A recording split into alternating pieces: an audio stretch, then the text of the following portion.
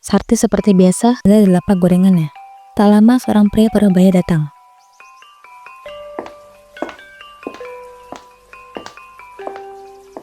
Mas Armin, kok baru kelihatan sekarang? Biasanya udah nongkrong duluan depan gerobak. Tadi sih sempat mampir ke warung temen dulu, tapi ya tetep aja lidah ini nyarinya gorengan buatanmu. Wah, bisa aja mas. Ini aku baru banget angkat dari penggorengan. Hasilnya masih ngebul. Mau berapa nih?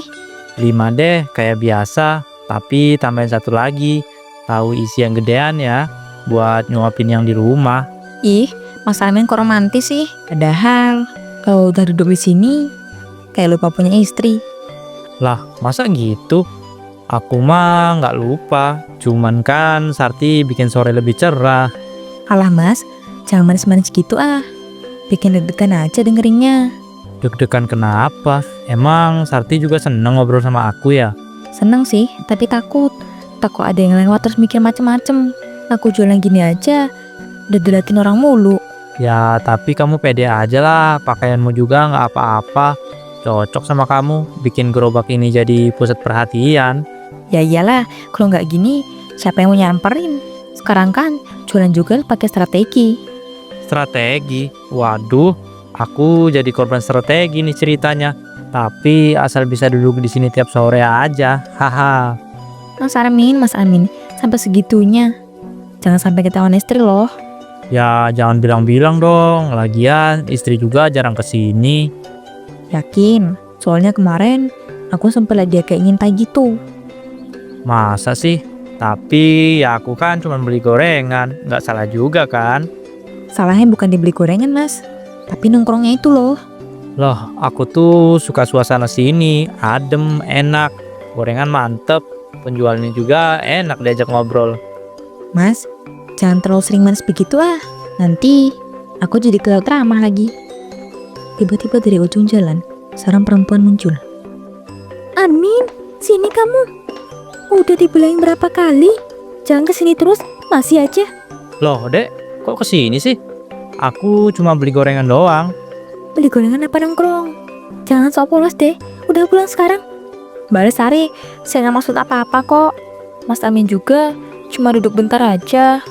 Saya nggak peduli, kamu tuh juga ya, bajunya gak ada yang bener, melunjak. Bikin suami orang betah nongkrong. Dek, udah ah, jangan rame-rame, malu tuh diliatin orang. Malu, harusnya kamu mikir dari kemarin. Sekarang pulang, jangan macam-macam lagi. Sesampainya di rumah mereka. Kamu tuh ya mas, gak ada kapok-kapoknya. Udah jelas-jelas aku ngomong, jangan sana lagi, ngasih aja kamu. Dek, dengerin aku dulu. Aku kan cuma beli gorengan, serius, nggak ada niat aneh-aneh kok. Beli gorengan apanya? Itu malesan. Aku lihat sendiri kok, kalian ngobrol, ketawa-ketawa. Udah kayak lupa punya istri kamu.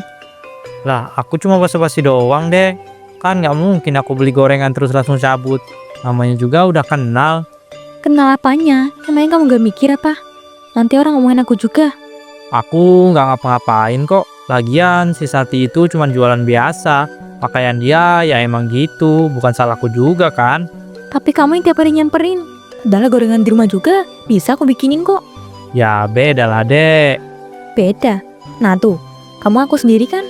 Apa yang beda coba? Baju yang ketat itu, ha? Senyum yang lebih itu. Bukan gitu maksudku. Ya aku cuma... Cuma apa? Ya suasananya aja enak di sana. Sore-sore angin semilir, sambil ngemil lagi. Aku suka aja duduk-duduk bentar. Gak niat ganggu siapa-siapa kok. Tapi yang keganggu tuh aku mas. Aku ngerasa dicuekin. Aku jadi bahan omongan.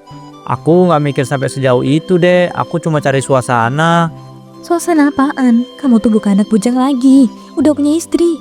Apa aku harus juga nongkrong di sana biar kamu sadar? Jangan gitu dong deh. Aku juga bukannya milih dia daripada kamu kok. Kamu tuh udah keenakan digodain perempuan itu. Udah jelas tiap hari maju yang bikin buka. Kamu malah makin betah. Tapi aku kan gak pernah sentuh dia dek. Demi apapun aku cuma beli gorengan. Tapi matamu, mulutmu, kamu tuh udah ngeluarin perhatian yang bukan buat aku. Itu yang nyakitin. Yaudah, aku minta maaf. Awas kalau kamu sana lagi ya, kujitak palamu. Keesokan harinya, Lestari datang ke tempat gorengan Sarti.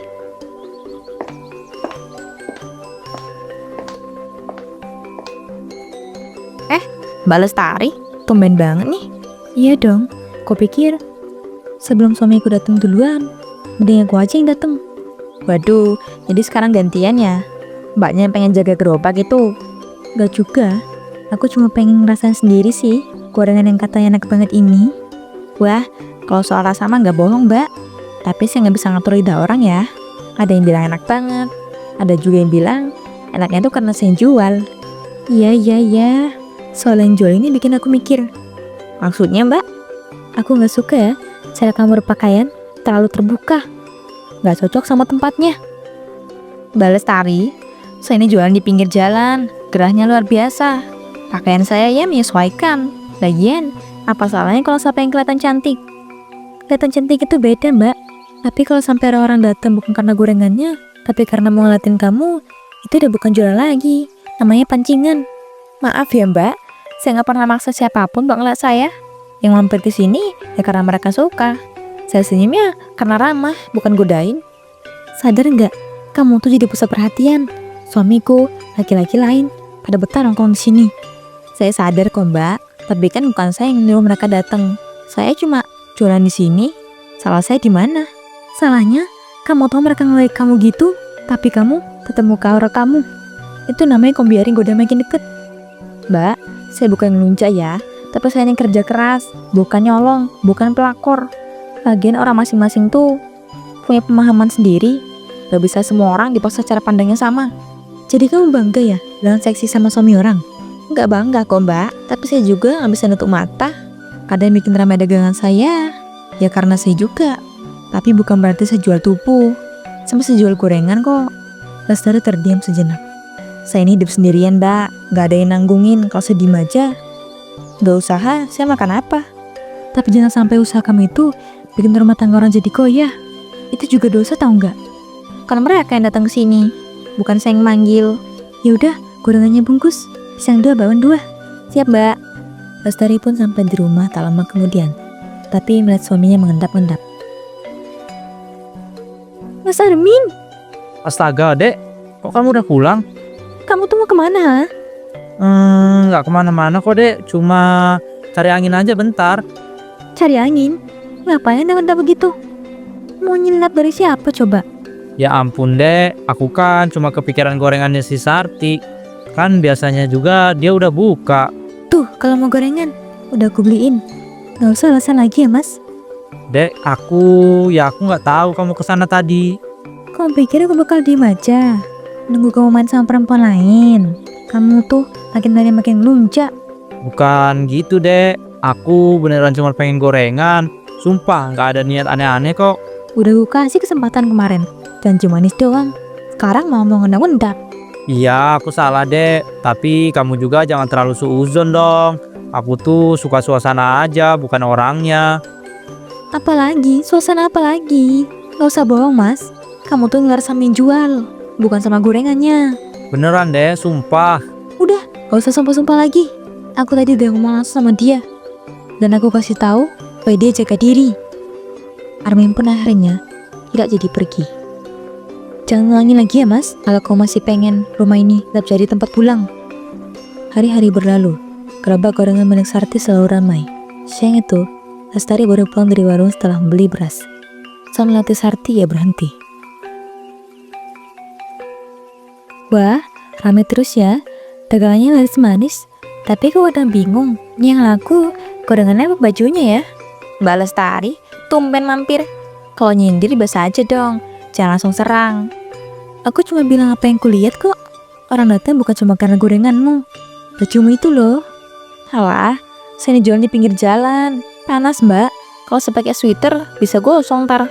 Tapi kamu tahu kan, baju ketat, celana pendek, belahan dada, itu semua gak pantas. Lah, saya nggak apa-ngapain juga kok. Saya cuma jualan, senyum melayani pembeli. Apa salahnya? Salah kalau kamu tahu efeknya. Salah kalau kamu sadar suami-suami orang jadi betah nongkrong. Mbak, saya nggak pernah undang siapapun ya. Saya nggak pasang spanduk aja. Bapak-bapak pada mampir. Tapi kamu tahu kan, senyum-senyum itu bisa berarti lain, bukan sekadar ramah. Jadi, saya harus cemberut gitu tiap hari. Gimana dagangan saya mau laku, Mbak? Kamu kan bisa toh tetap ramah tanpa harus berpakaian kayak gitu. Lah, ini pakaian saya, Mbak.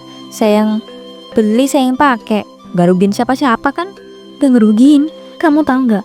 Mas Armin sekarang makin sering bohong. Bilangnya keluar beli pulsa. Ujung-ujungnya nongkrong di sini. Kalau Mas Taman suka duduk sini, ya bukan salah saya. Saya ini kerja loh, Mbak. Saya senyum juga karena saya capek kalau harus pasang muka marah. Tapi kamu juga harus tahu batas. Saya nggak punya suami, Mbak. Kadang kasih nafkah. Kalau saya nggak usaha, saya makan apa? Kamu bisa usaha pakai cara lain, cara yang lebih terhormat. Jadi selama ini saya hina gitu, cuma karena baju saya. Kamu hina kalau kamu sengaja jual tampilan buat laki-laki. Mbak jangan keterlaluan ya. Saya nggak pernah nyolek suami orang. Mereka yang datang sendiri. Tapi kamu bisa nolak kan? Emang kamu aja yang sengaja. Ntar kalau saya usir dibilang jutek. Kalau saya senyum dibilang godain. Terus saya harus gimana dong? Kamu kan bisa pilih cara jualan yang lebih pantas. Paling enggak, hormatilah diri sendirilah. Kalau saya disalahin terus, apa saya harus berhenti jualan? Kamu kan bisa jualan tanpa jadi pusat godaan. Itu aja. Mbak terlalu nyudutin saya. Padahal yang datang juga suami-suami Mbak. Jangan salahin saya ya. Kalau mereka nggak tahan godaan. Kamu tuh bener-bener ya. Saya nggak akan banyak ngomong lagi. Tapi inget, karma itu nggak pernah lupa alamat. Beberapa hari berlalu, alih-alih menghindar, Sarti justru makin percaya diri. Hingga di suatu sore. Dek, aku keluar sebentar ya, mau beli rokok. Ya cepet Mas, jangan lama-lama.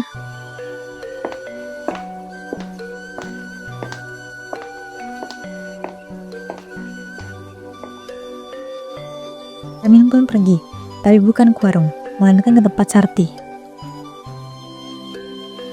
Wah, Mas Armin, kangen ya sama gorengan saya. Iya nih, bukan cuma gorengannya sih, tapi suasananya juga bikin adem. Adem, padahal saya keringetan dari tadi. Tapi kalau Mas betah, saya seneng. Betah lah, kamu tuh entah kenapa ya, bikin sore-sore gini gak kerasa berat. Mas, hati-hati lo ngomongnya, nanti saya baper beneran. Waduh, jangan dong, nanti malah saya yang dimarahin istri. Saya aja mau kesini bohong dulu. Lah, emang gak takut dimarahin? Sebisanya Mas bohong kesini demi aku. Cuma sebentar kok, lagian dia mana tahu. Beberapa menit kemudian, ketika mereka sedang mengobrol, Lestari muncul. Wah, iya namanya beli rokok ya. Jauh amat warungnya. Harus belok ke tukang gorengan dulu. Dek, lah kamu ngapain kesini? Aku tuh nungguin kamu udah setengah jam. Ternyata kamu milih gorengan dulu ya. Pak Lestari, jangan maksud ganggu loh. Mas Armin datang sendiri. Oh iya, saya percaya kok. Suami saya emang bego. Kamu juga kelihatan nyaman kan? Kayaknya ditontonin. Dek, udahlah, kita pulang aja, jangan bikin malu di sini. Emang harusnya kamu di mana? Di kamar, di meja makan. Mbak, saya capek loh. Saya nggak maksa suami Mbak kesini. Tapi kamu juga nggak nolak kan? Baju kamu malah makin kebuka sekarang. Diomongin bukannya sadar. Dek, udahlah, kita pulang aja, jangan bikin malu di sini. Yang bikin malu itu kamu Mas. Pakai bohong segala mau kesini. Saya ngerti Mbak kesel, tapi saya juga manusia ya. Saya kerja, bukan godain orang. Kamu tuh biarin dirimu jadi tontonan biar apa? Seneng kan kamu? Saya nggak bisa kontrol mata orang ya Mbak. Tapi saya nggak jual diri, saya jual gorengan. Tapi kamu tahu, cara berpakaian itu tuh bikin laki-laki datang terus. Kamu tuh sadar kan? Dek, udah cukup ya. Nanti orang makin ngeliatin. Biarin, biar semua orang tahu. Suamiku lebih milih nongkrong sama perempuan kayak gini. Mbak tuh ya, enak banget ngomong. Saya enaknya nuduh. Emangnya saya perempuan murahan? Ya kamu jual gorengan apa jual tampang? Saya jual gorengan ya Mbak ya. Kalau saya dandan tuh hak saya, nggak ada yang larang. Oh iya kah? Terus kalau bikin laki-laki ngelirik dari rumah tangga orang rusak, kok masih bangga gitu? Salah laki-lakinya dong.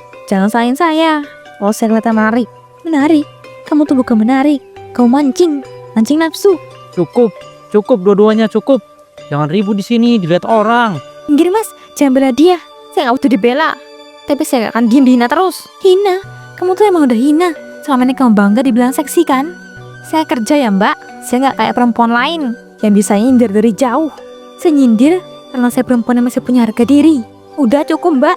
Jangan pikir kamu lebih baik dari saya. Ciku Sarti tak sengaja menyenggol Kuali masih berisi minyak panas hingga terjatuh ke kakinya. Ah, panas, panas. Sabar, cepetan bawa dia ke klinik ini. Beberapa hari kemudian, luka bakar di kaki Sarti masih perih dan menyisakan bekas. Hari itu, Lestari lewat depan rumah Sarti. Sarti? Mbak Lestari, gimana kakimu sekarang? Udah mendingan, tapi bekasnya nggak bisa hilang. Sabar ya, anggap aja itu pengingat. Iya mbak, saya juga mikir gitu sekarang. Kamu nggak jualan lagi? Belum ada niat, dia banyak mikir juga. Saya semoga kamu mau jalan rezeki yang lebih baik ya. Makasih mbak, saya juga udah mulai ngerti kok mana yang benar. Alhamdulillah kalau gitu. Sarti kini menutup aurat.